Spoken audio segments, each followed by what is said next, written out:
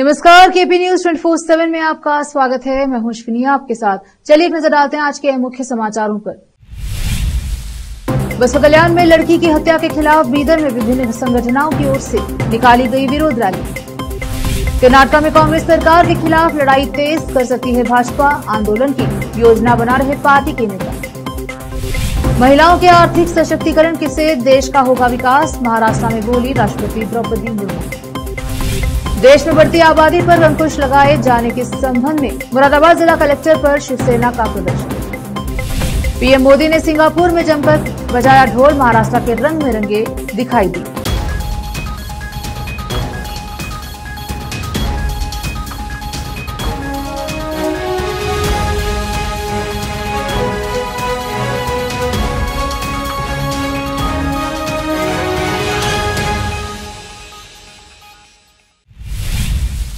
अब समाचार विस्तार से। पिछले रविवार को बसपा कल्याण तालुके के गुणतीर्थ गांव की एक 18 वर्षीय लड़की की हत्या की गई थी और उसका शव कांटों की झाड़ी में मिला था। इस संबंध में आज बीदर में बीजेपी युवा मोर्चा और एसटी मोर्चा की ओर से इस लड़की की हत्या के खिलाफ विरोध रैली निकाली गई। इस रैली में बसपा कल्याण के विधायक शरणु सलगार के अलावा अन्य बीजेपी नेतागण शामिल रहे। इस अवसर पर डीसी को इस संबंध में एक मेमोरेंडम दिया गया। इस अवसर पर बसपा कल्याण के विधायक शरणु सलगार ने मीडिया से बात की और इस हत्या की निंदा की और इस लड़की के परिवार में से किसी को एक सरकारी नौकरी देने की मांग की। शरणु सलगार ने इस मामले पर कर्नाटक सरकार को विफल बताया। केपी न्यूज के कैमरामैन पुपराज का कवरेज। 15 साल से गुंटूरवाड़ी में काम कर रहे हैं पेट पालने के लिए। 2 दिन पहले उस लड़की का ये जो हत्या हो गई, इसी के वास्ते भारतीय जनता पार्टी ने आज प्रोटेस्ट का ये जो इस कार्यक्रम में हमारे अपील है, ये जो एक काम में कितने लड़के जो ये काम किए हैं, उसको कानून का बहुत बड़ी रूप की शिक्षा होना चाहिए। और इसी के साथ साथ मैं खुद अभी 1-2 घंटे पहले मैं खुद जाके उसका घर को जाके 6 महीने के अंदर उसको, मैं बहुत गरीब है, 3 शेड का घर है उसका, देखे तो शायद वो उनका परिस्थिति अगर देखे तो आंख से पानी आता। उतना गरीब लोग है, करके खाने वाला है, आज काम करे तो उसका पेट भरता, नहीं तो नहीं। इसलिए मैं उनको वो फैमिली के साथ मैं रहता हूँ। 6 महीने के अंदर उसको एक घर दिलाने का काम मैं कर रहा हूँ। उसी के साथ साथ उसका परिस्थिति देखे मैं मेरी जेब से 1 लाख रुपए उसको दे के भी आया हूं। और जो सरकार की जो सुविधा शेड्यूल ट्राइब रहने की वजह से उसको वो भी जो सुविधा है वो घर को पहुंचने का काम मैं करता हूं।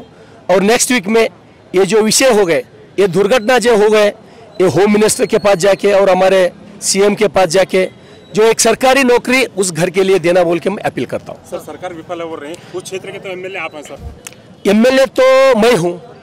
आप पूछिए पुलिस ऑफिसर्स को कौन ला रहे? शरणु सलगर तो नहीं ला रहे। जो उधर मेरे सामने जो हारा है आदमी, उन्होंने पुलिस ऑफिसर को लाए। काम किसका है? शरणु सलगर को दिन रात मैं काम नहीं कर सकता हूँ, ये पुलिस डिपार्टमेंट का काम है। इसलिए मैं ये कहना चाहता हूँ, टोटल पुलिस डिपार्टमेंट फेल है और सरकार इसकी गुनेगार है। ओके। पिछले दिनों हुई लगातार बारिश के कारण जहां बीदर शहर के विभिन्न इलाकों में बारिश का पानी जमा होने से लोगों को समस्या का सामना करना पड़ रहा है, वहीं ऐसी ही स्थिति बीदर के अंबेडकर सर्कल पर स्थित इंचार्ज मिनिस्टर के कार्यालय के समीप बारिश का पानी जमा होने के दृश्य दिखाई दिए। बारिश का पानी इस तरह जमा था कि पहली नजर में नदी की तरह दिखाई देता है। नगर प्रशासन को बारिश के पानी के जमा होने के कारणों का पता लगाकर इस समस्या का समाधान करना चाहिए। केपी न्यूज के कैमरामैन पुपराज का कवरेज। भारतीय जनता पार्टी कर्नाटक में कांग्रेस सरकार के खिलाफ अपनी लड़ाई को और तेज कर सकती है। केंद्रीय मंत्री प्रहलाद जोशी ने बुधवार को कहा कि पार्टी अगले चरण के आंदोलन की योजना पर चर्चा करेगी और इसके लिए पार्टी के राष्ट्रीय नेतृत्व के साथ परामर्श करेगी। पार्टी के वरिष्ठ नेताओं का एक समूह कांग्रेस सरकार में महर्षि वाल्मीकि अनुसूचित जनजाति विकास निगम घोटाले और SC/ST कल्याण के लिए तय कोष के दुरुपयोग के खिलाफ पदयात्रा निकालने की योजना बना रहा है। इस समूह की अगुवाई भाजपा विधायक बसवनगौड़ पाटिल यत्नाल और रमेश जारकीहोली कर रहे हैं। पिछले महीने भाजपा और जेडीएस ने मिलकर बेंगलुरु से मैसूर तक एक विरोध प्रदर्शन रैली निकाली थी, जिसमें कथित मैसूर शहरी विकास प्राधिकरण मूडा घोटाले को लेकर मुख्यमंत्री सिद्धरामैया के इस्तीफे की मांग की गई थी।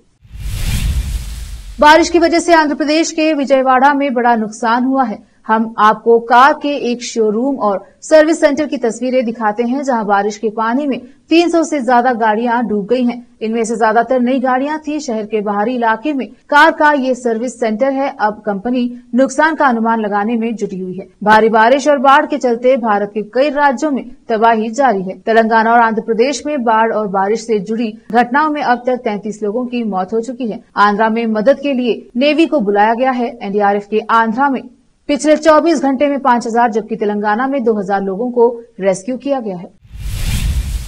राष्ट्रपति द्रौपदी मुर्मू ने बुधवार को महिलाओं के हक के बारे में बात की। उन्होंने कहा कि महिलाओं के आर्थिक सशक्तिकरण से देश की प्रगति और विकास होगा। उन्होंने महिलाओं से केंद्र और राज्य सरकार की कल्याणकारी योजनाओं का लाभ उठाने के लिए भी कहा। वहीं राष्ट्रपति ने महाराष्ट्र के लातूर जिले के उदगीर में विश्व शांति बुद्ध विहार का उद्घाटन किया। एकनाथ शिंदे के नेतृत्व वाली सरकार की मुख्यमंत्री माझी लड़की बहिना योजना और शासन आपाल्यदारी कार्यक्रमों के लाभार्थियों को मुर्मू ने संबोधित किया। उन्होंने कहा कि सशक्तिकरण से महिलाओं का व्यक्तिगत विकास होगा, जो देश की आबादी का आधा हिस्सा है। राष्ट्रपति मुर्मू ने खुशी जाहिर करते हुए कहा कि महाराष्ट्र सरकार ने 25 लाख महिलाओं को लखपति दीदी, प्रति वर्ष 1 लाख रुपए से अधिक कमाने वाली महिलाएं बनाने का लक्ष्य निर्धारित किया है। उन्होंने कहा कि यह जानकर खुश है कि 13 लाख महिलाओं को पहले ही लखपति दीदी बनाया जा चुका है। उन्होंने कहा कि केंद्र ने लखपति दीदी के लक्ष्य को 1 करोड़ से संशोधित कर 3 करोड़ कर दिया है। मुर्मू ने महिलाओं से अपने परिवारों की देखभाल करते हुए अपने स्वास्थ्य का ध्यान रखने के लिए कहा।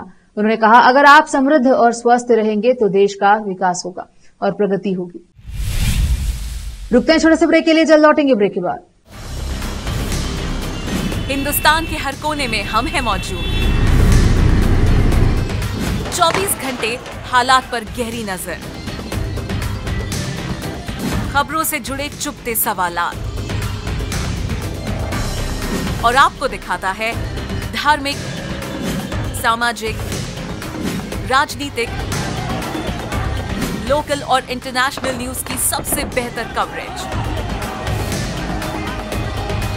जो आपको रखती है हर पल बाखबर।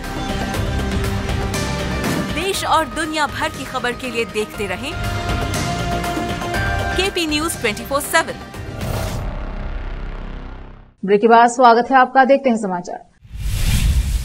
जनपद मुरादाबाद के सिविल लाइन स्थित जिला कलेक्ट्रेट पर देश में बढ़ती आबादी पर अंकुश लगाए जाने वक्फ बोर्ड द्वारा अवैध रूप से कब्जाई जा रही संपत्ति तथा देश में अवैध रूप से घुसे भारी संख्या बांग्लादेशी रोहिंग्या घुसपैठियों को देश से बाहर निकालने के संबंध में शिवसेना ने जोरदार प्रदर्शन किया। शिवसेना के जिला प्रमुख गुड्डू सैनी के नेतृत्व में 3 सूत्रीय ज्ञापन जिला कलेक्टर पर डीएम मुरादाबाद को सौंपते हुए मांगों पर गौर करने की मांग की गई। प्रदर्शन के दौरान जानकारी देते हुए शिवसेना के जिला प्रमुख गुड्डू सैनी ने बताया कि भारत में जनसंख्या वृद्धि चरम सीमा पर है। जनसंख्या के मामले भारत विश्व में प्रथम स्थान पाने को तैयार है। इसके साथ ही अवैध रूप से वक्फ बोर्ड द्वारा संपत्तियों को कब्जाया जा रहा है। देश में अवैध रूप से घुसे करोड़ों बांग्लादेशी रोहिंग्या घुसपैठियों को देश से बाहर निकाला जाए। इसी को लेकर 3 सूत्रीय ज्ञापन जिला अधिकारी के माध्यम से भारत सरकार को भेजा गया है। उसमें मांग की गई है कि देश में बढ़ती आबादी को रोकने के लिए तत्काल कानून बनाए जाए। देश में वक्फ बोर्ड की कोई आवश्यकता नहीं है।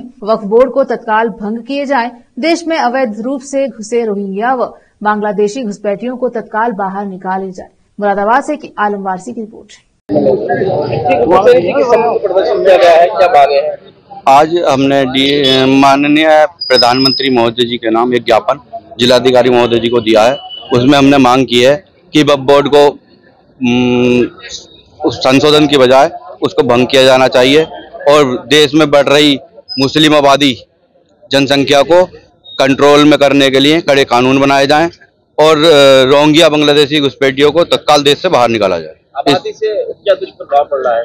आबादी से काफी प्रभाव पड़ रहा है। जब आप देख रहे होंगे कि हिंदुस्तान पहले नंबर आबादी के मामले में पहले नंबर पे आने वाला है।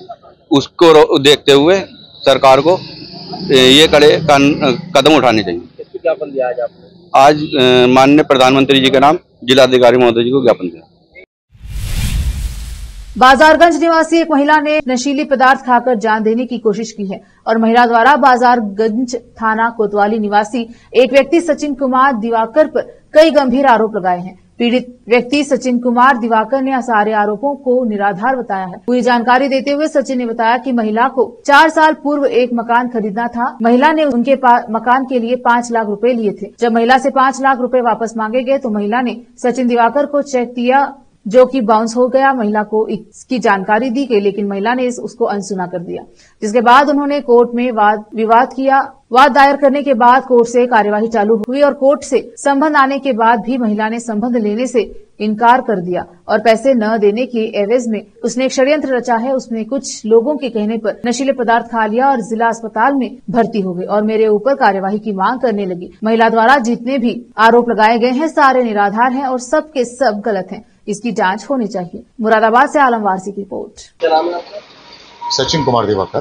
सचिन कुमार कहाँ रहते हो? मेरा निवास है पंजाब ट्रंक हाउस वाली गली बाजारगंज, थाना कौन सा लगे? थाना कोतवाली। एक महिला ने कुछ नशीला पदार्थ खाया है और गंभीर आरोप पर लगाए हैं, क्या कहना चाहेंगे? देखिए, ये महिला जो है बहुत शातिर किस्म की है, क्योंकि इससे मेरा लगभग 4 वर्ष पूर्व 133 NI एक्ट में एक मुकदमा मैंने इसके ऊपर डाला था, जिसके चेक बाउंस हुए थे पैसों को लेके, क्योंकि ये मोहल्ले के नाते ये ज़रूरत अपनी बता के आई थी मकान के संबंधित कि मुझे एक मकान परचेज़ करना है। उससे संबंधित से 5 लाख रुपए की रकम दी गई थी और रकम लेने के बाद जब इसके ऊपर हमने पेमेंट मांगा या कुछ कहा तो उन्हें टाल मटोला करा। उसके बाद क्या करा, इन्हें एक चेक हमें इशू करे, 2 चेक इशू करे।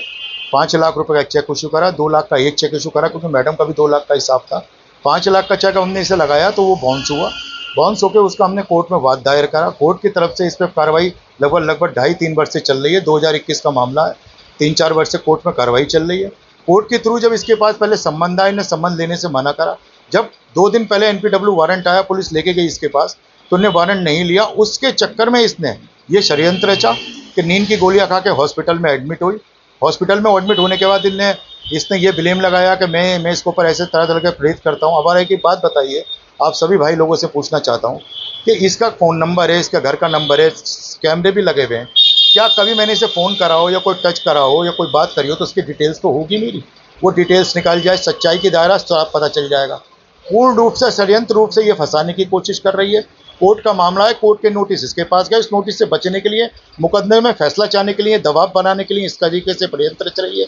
ये बहुत शातिर औरत है। इसके कई लोगों से भी संबंध है। हालांकि एक अमित यादव करके लड़का है पीछे कंजेसराय में, जो कि इन चीज़ों में इसको ऑस्टिकेशन के धंधे में भी लगाए पड़ा है। और ये बहुत ज़्यादा तेज़ औरत है, क्योंकि एक बात बताइए, अगर समाज में जैसे योगी सरकार इतनी स्ट्रॉन्ग चल रही है, क्या ऐसा हो सकता है किसी महिला के साथ कोई इस तरीके से कोई षड्यंत्र या कोई चीज़ कर सकता है? महिला ने भी आपके ऊपर अश्लील हरकतें करने का, अश्लील बातें करने का, अश्लील कमेंट्स करने का आरोप लगाया है। ये सब उसका एक षड्यंत्र है, क्योंकि मेरी बीवी इतनी स्ट्रॉन्ग है, मेरे बेटी है, मेरा बेटा है, इतनी स्ट्रॉन्ग है कि एक बात बताइए, मैं अगर गली के अंदर इसके साथ, मेरे घर के सामने इसका घर है, मैं गली के अंदर इसके साथ अगर कोई बात करता हूँ, कुछ करता हूँ, वो कैमरे के अंदर तो आएगी, मेरी घरवाली को तो पता चलेगी। अच्छा, मेरी मैडम है, मेरी घरवाली क्या इसको ये नहीं था, अगर मैंने कभी इससे बात करनी चाहिए तो उन्होंने मेरी घरवाली को आकर नहीं बताया? बताना चाहिए था ना। ये तो एक सच की बात है, जो बात आपके सामने रख रहा हूँ। और मेरा कोई भी नंबर इसके कॉल डिटेल पे तो आना चाहिए, इसके पति के नंबर पे आना चाहिए। और ये बिल्कुल पूर्ण रूप से मेरे खिलाफ षड्यंत्र रचा हुआ है। ऐसा कुछ नहीं है, क्योंकि ये कोर्ट का मामला है। इसमें नोटिस कोर्ट तलब कर रहा है, वसूली का काम कोर्ट का है। हम NI एक्ट में कोई हमें चेक इशू कर रहा है तो उसके लिए हम कोर्ट, अपने इंसाफ के लिए कोर्ट में जा रहे हैं। अब कोर्ट आपके ऊपर लगे हैं, उन्हें किस तरह से देखेंगे? बिल्कुल निराधार आरोप है। हम महिलाओं का सम्मान करते हैं। मेरा खुद NGO चल रहा है। मैं समाज सेविक हूँ, एक अच्छे भले कार्यों के लिए समाज का कार्य करता हूँ, कई उसकी प्रतिष्ठाओं से जुड़ा हुआ हूँ। तो ऐसा तो पॉसिबिलिटी नहीं है। ये तो सिर्फ एक षड्यंत्र है, उसे मेरे खिलाफ मुझे बदनाम करने का, और जो मेरे पीछे, जो इसके पीछे लोग हैं जो मुझे बदनाम करके और मेरी छवि को गंदा करना चाहते हैं, वो इसके पीछे लगे हुए।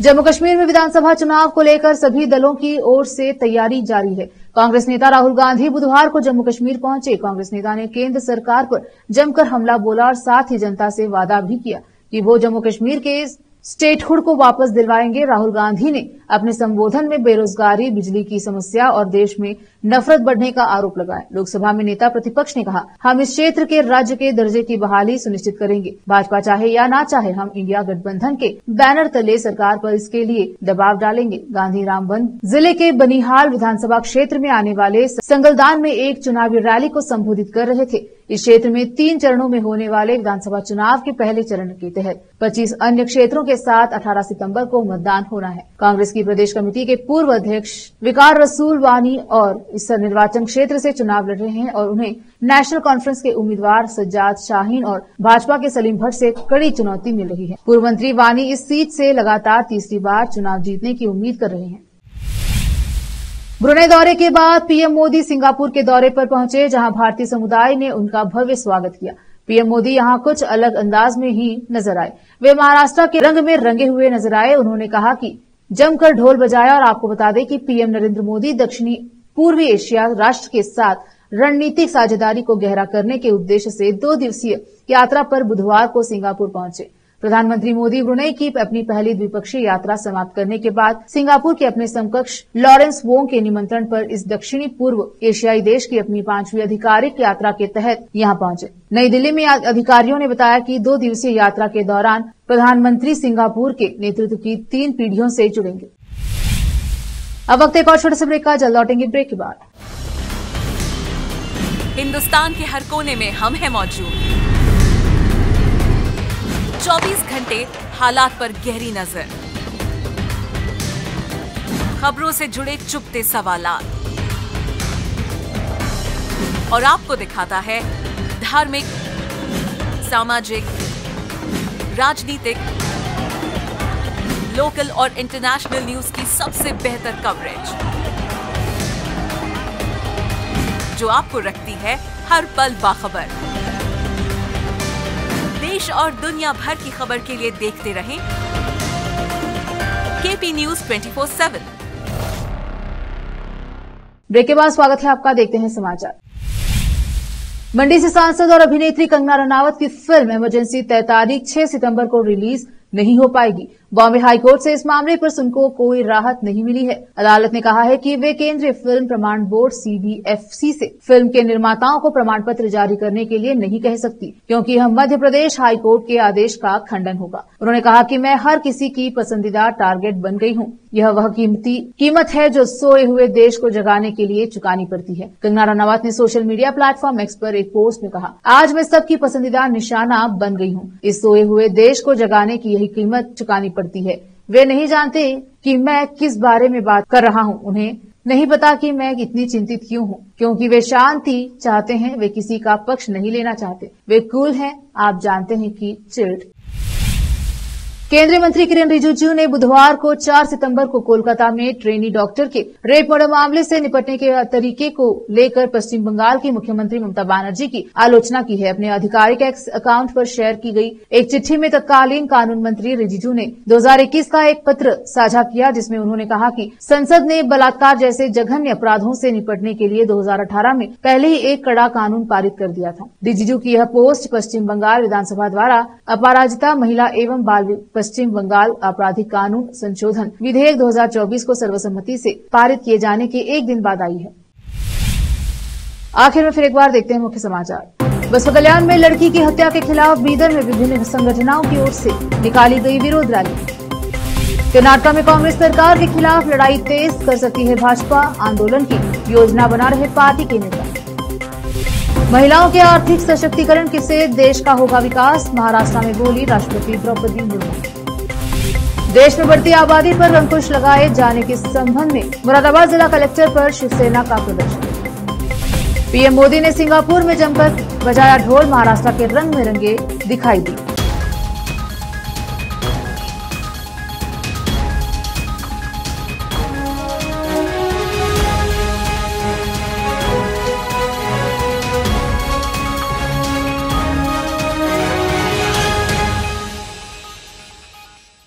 केपी न्यूज के बुलेटिन में अब तक के लिए इतना ही। देखते रहिए केपी न्यूज 24/7। धन्यवाद।